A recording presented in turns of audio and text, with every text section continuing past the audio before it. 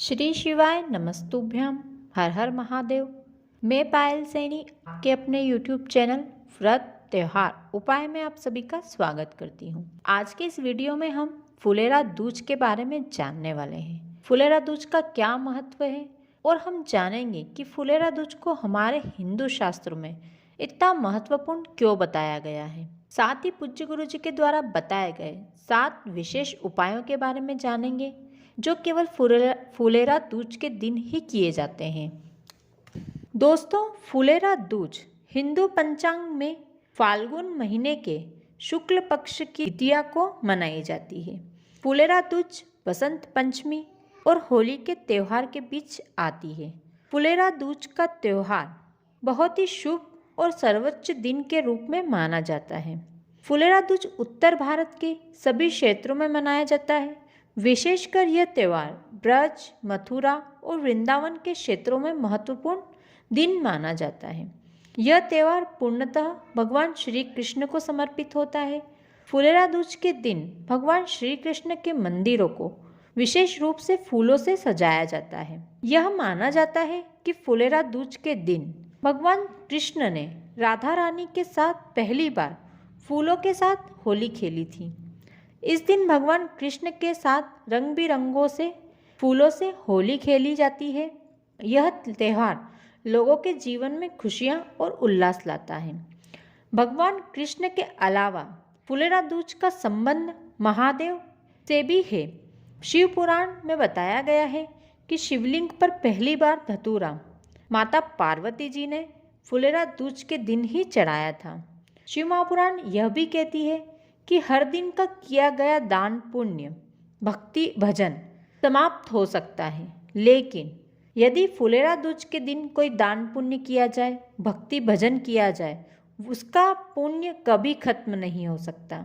फुलेरा दूज एक ऐसा दिन होता है जो पूरी तरह दोषमुक्त होता है। इस दिन का हर क्षण, हर मिनट, हर पल शुभ होता है। ग्रह नक्षत्रों के अशुभ दोषों का इस दिन के किसी भी क्षण पर कोई प्रभाव नहीं रहता। इसलिए कोई भी शुभ काम करने से पहले फुलेरा दूज के दिन कोई मुहूर्त देखने की आवश्यकता नहीं होती, किसी पंडित से पूछने की जरूरत नहीं होती। मान्यता है कि फुलेरा दूज के दिन शुभ विवाह, मकान का उद्घाटन, प्लाट की खरीदी बिक्री और संपत्ति की खरीदी बिक्री इत्यादि सभी प्रकार के शुभ कार्यों को करने के लिए अत्यधिक पवित्र दिन माना जाता है। इस दिन शुभ मुहूर्त पर विचार करने या विशेष शुभ मुहूर्त को जानने के लिए पंडित से परामर्श करने की कोई ज़रूरत नहीं होती है।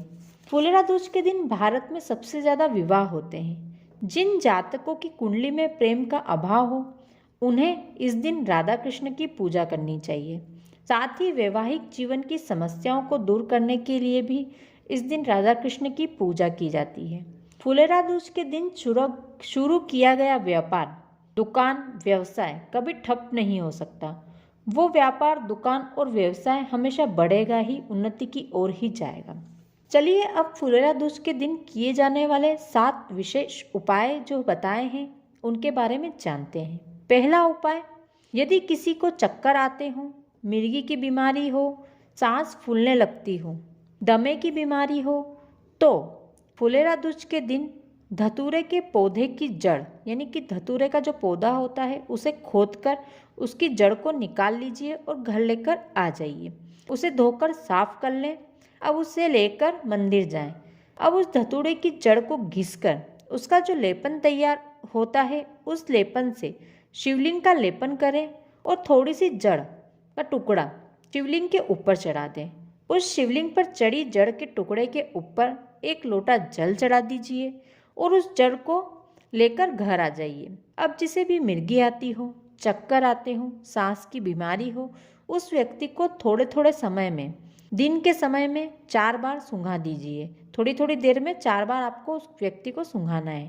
सांस संबंधी सभी बीमारियां खत्म हो जाएगी।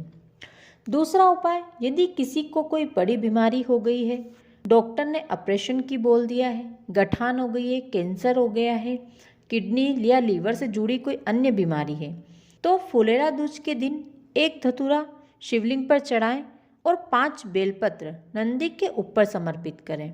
चाहे कितनी भी बड़ी बीमारी होगी वो आगे नहीं बढ़ेगी, ऑपरेशन की ज़रूरत नहीं पड़ेगी, आपकी बीमारी ऐसे ही ठीक हो जाएगी।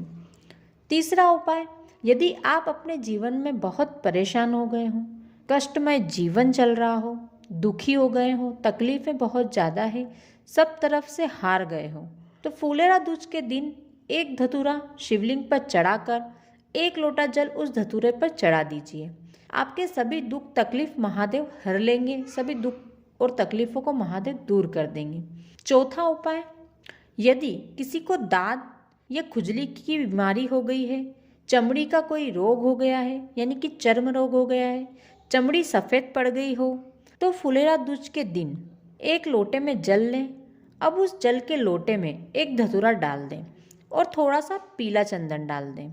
अब उस जल को भोलेनाथ जी के शिवलिंग पर चढ़ा दीजिए और जब आप जल चढ़ा दें तो उस जल को झेल लीजिए और जल झेलकर घर ले आएं। अब जहाँ भी आपकी चमड़ी में रोग हो गया है, सफ़ेद पड़ गई है या फिर कोई अन्य दाँत खुजली की बीमारी है, तो उस जगह उस जल को लगाकर कम से कम आधा घंटा आप ऐसे ही बैठे रहें। शरीर पर आपको वस्त्र नहीं रखना है। कैसा भी चर्म रोग होगा वह धीरे धीरे समाप्त हो जाएगा, धीरे धीरे आपकी चमड़ी अपने सामान्य कलर में आ जाएगी। पांचवा उपाय, यदि आपका व्यापार या दुकान या व्यवसाय नहीं चल रहा है, घर में धन संपदा की कमी हो रही है या फिर आपके खेत में फसल नहीं हो रही है, घर में धन नहीं टिकता हो, तो महाशिवरात्रि के दिन शिवलिंग पर रात को 12 बजे एक धतूरा चढ़ाएं और आधे घंटे तक उस धतूरे को चढ़ा रहने दें। जब तक वो धतूरा शिवलिंग पर चढ़ा है, आप मंदिर की चौखट पर बाहर की ओर बैठकर आधे घंटे तक श्री शिवाय नमस्तुभ्यम मंत्र का जाप करें। आधे घंटे के बाद मंदिर के अंदर जाकर वो धतूरा उठा लें और अपने घर लेकर आ जाएं। अब लाल कपड़े में बांधकर उस दिन सुबह 4 बजे के पहले अपनी दुकान, व्यापार, व्यवसाय या घर में जहाँ भी आप उसे बांधना चाहते हैं बांध दें या फिर आपके खेत में गाड़ दीजिए। जीवन में आपको कभी तकलीफ नहीं होगी, धन संपदा में वृद्धि होती चली जाएगी। यदि ये धतूरा आप उसी दिन सुबह 4 बजे नहीं बांध सकते हैं तो उस धतूरे को आप अपनी दुकान, व्यापार की जगह फुलेरा दूज के दिन बांध सकते हैं। जीवन में आपका व्यापार कभी नीचे नहीं आएगा, केवल बढ़ता ही उन्नति की ओर चला जाएगा। छठा उपाय, यदि आपके ऊपर बहुत अधिक कर्जा हो गया है, चुक ही नहीं रहा है, घर में धन की वृद्धि नहीं हो रही है, लक्ष्मी की प्राप्ति नहीं हो रही है, तो फुलेरा दूज के दिन बेलपत्र के पेड़ के नीचे वहीं की मिट्टी लेकर उसी मिट्टी से बेलपत्र के पेड़ के नीचे एक पार्थिव शिवलिंग का निर्माण करें। अब उस पार्थिव शिवलिंग के ऊपर एक धतूरा हल्दी के पानी में भिगोकर अपने मन की कामना करके शिवलिंग पर चढ़ा दीजिए। अब वो जो बची हुई हल्दी का पानी है उसकी एक बिंदी आपके पास जो रुमाल है उस रुमाल पर आप लगा लें और उस शिवलिंग का विसर्जन कर दें। शिवलिंग के साथ आपको धतूरे का भी विसर्जन करना है। अब वो हल्दी की बिंदी लगा वाला रुमाल लेकर आप अपने व्यापार और व्यवसाय की जगह या फिर अपनी दुकान में, आपकी नौकरी की जगह लेकर चले जाएं और वहीं कहीं रख दें।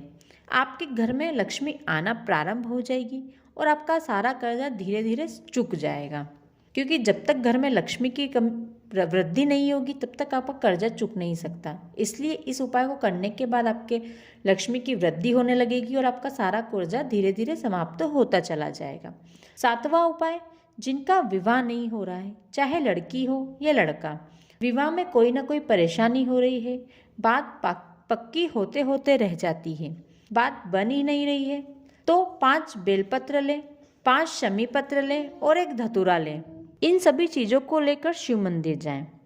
अब जिसका विवाह नहीं हो रहा है उसके हाथ की हथेली में धतूरा, 5 बेलपत्र और 5 शमी पत्र सभी चीज़ें एक साथ रख दें और उसी की हथेली से सभी चीज़ें शिवलिंग में माता अशोक सुंदरी का जो स्थान होता है वहाँ पर एक साथ चढ़वा दीजिए और दोनों हाथ जोड़कर बाबा से अपने विवाह की कामना करवा दीजिए।